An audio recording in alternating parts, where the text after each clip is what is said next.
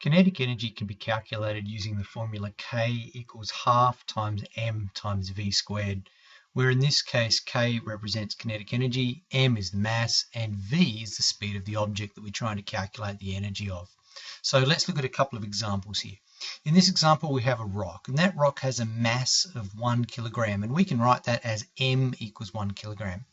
It also has a speed of 10 meters per second, which we can write as v equals 10 meters/second, which means meters per second. So when we're trying to calculate that, we always start with the formula K equals half times m times v squared. The first step in these calculations is to substitute in the values we know. So we know that m is 1 and v, the speed, is 10. So we've got half times 1 times 10 squared. Just going through every single step, most people can actually skip some of these steps if they need to. 10 squared is 100, so we just expand that. And then we simplify that to K equals 50. Now we know that kinetic energy is a quantity, it has units, so it's then important to write it as kinetic energy equals 50 joules. So that rock had 50 joules of energy. Let's look at a different situation. This one we have a car, so some more realistic numbers here. And in this case, the car has a mass of 1,200 kilograms, which we write as m equals 1,200 kilograms. Speed is 15 meters per second, which is just under 60 kilometers an hour. It's actually 54 kilometers per hour, which we write as v equals 15 meters per second. Again, we start with the formula K equals half mv squared.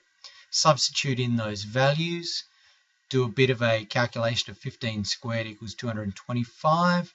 Simplify that to 135,000.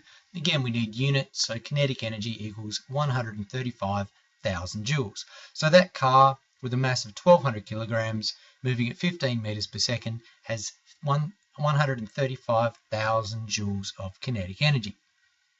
We'll do a final situation. This goes back to the rock, but I've changed the mass of the rock. It's less than a kilogram now. It's got a mass of 200 grams. And it's really important that when we do kinetic energy calculations, that the mass is always in kilograms, not grams. So you must convert to kilograms. So in this case, m equals 0.2 kilograms. Speed again is 10 meters per second. So into the calculation of half mv squared, half times 0.2 kilograms times 10 squared. Expand the 10 squared to 100. Simplify that to give us K equals 10. So in this case, the rock has 10 joules of kinetic energy.